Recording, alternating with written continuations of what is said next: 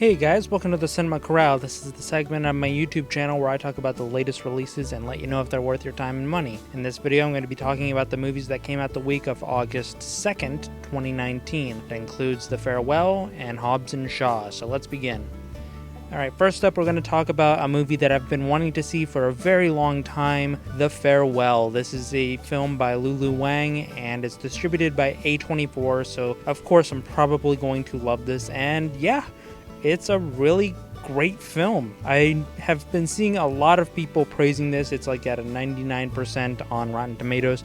I would actually put The Last Black Man in San Francisco above this one in terms of my favorite A24 film of the year, but yeah, this is a really strong film. Awkwafina plays a character named Billy Wang, and the film is based on the real-life story of how Lulu's family kept information from her grandmother, that information being that her grandmother has lung cancer. This film is so beautiful. It is surprisingly funny for being as more or less morbid as it is, but there's some really funny bits in here, but there are also incredibly gripping emotional pieces in here. There's a sequence where Awkwafina's uncle is giving a speech and he starts breaking down, and that really got me. It's just so incredible, and one of the things that I really love here is that, I am obviously not Chinese, I'm Italian and Mexican, and I don't know what else my mom is, a hint of German, whatever, but it's just so incredible how, despite the cultural differences, Wang makes it so that the family feels as relatable as possible. You feel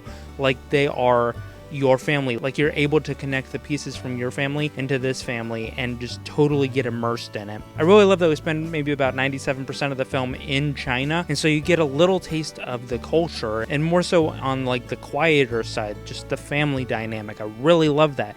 I love seeing how things work in different places around the world. The writing here is strong. Awkwafina's grandmother reminded me so much of my own grandmother, and it kind of touches a little close to home to me. Like I mentioned a couple videos ago, I went up to Pennsylvania. I went up there for a visit with my grandparents, and all my cousins were there and my sister. The main reason, this is going to get really personal for a second, the main reason that I went up there, outside of wanting to see all my family members, is because my grandparents are getting up there. They're pushing 90, so I don't know when the next time I might have to see them will be.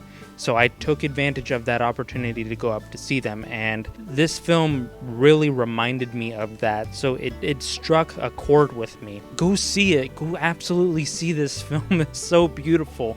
The cinematography is gorgeous. The score is fantastic. Just the subtle ways that Wang illustrates the minute details of grieving, just the ways that people grieve. It's so wonderful. It's brilliant. I love this film. I really don't have much to complain about. It's a comfortable sit. It's not a very long film, maybe about an hour and a half, hour 45. Go watch this film, absolutely. I'm giving it an A+. I can't wait to go back and watch it again. I'm so blown away by this film.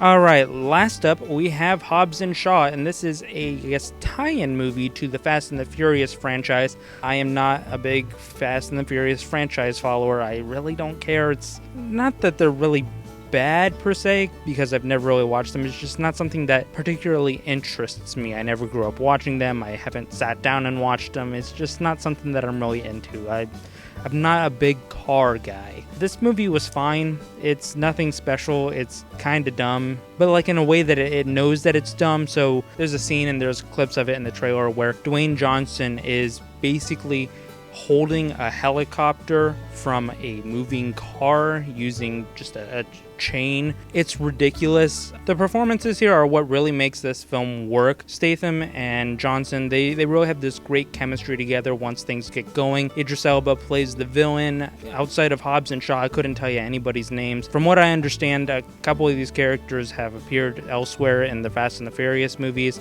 Like I said, I don't follow them, so I wouldn't really know, but as a standalone film, it's okay. I found myself more bored than entertained. There really isn't anything special about this film. If you like the Fast and the Furious films, you'll probably like this one. If you like car-based action films, you'll probably get a kick out of it. Me, I really couldn't care less. It just felt a little incomplete for me. I wasn't really invested in the characters, and maybe that's my fault, but I also believe that a film should kind of give you a reason to care about the characters. Kind of get a little bit spoilery here for half a second. There are two surprise cameos, Ryan Reynolds and Kevin Hart. The parts with Ryan Reynolds were my least favorite bits of this entire movie. I just can't do Ryan Reynolds shtick. It gets really annoying. He's just rambling in this movie. Kevin Hart was surprisingly subdued, and normally I find him entirely obnoxious. He was bearable. I actually didn't mind him. But Ryan Reynolds, he was just the worst part of this movie for me. It's nothing offensive. I'm not really mad at this movie. It's whatever. I'll probably forget about it in a couple months, but you know, if you like these kind of movies, it's probably right up your alley. I'm gonna go ahead and give it a D+. This film just really did not need to be 2 hours. Oh, there's also a terrible cover of Jim Croce's Time in a Bottle featured in this film. Whoever recorded that should be ashamed of themselves. Well, that's all I've got for you for this episode of Cinema Corral. Be sure to like, comment, subscribe, hit that notification bell so you can get notified every time I upload. I've been noticing an increase in my subscriber count. I really appreciate it. If you're new here, thank you for coming aboard. Next week's video might be a little bit delayed. I know that there are 4 major movies coming out, but I'm also going to be out of town from Wednesday through Sunday, and then I work. So I'll try to get that out as quickly as possible. But until then, I will see you next time.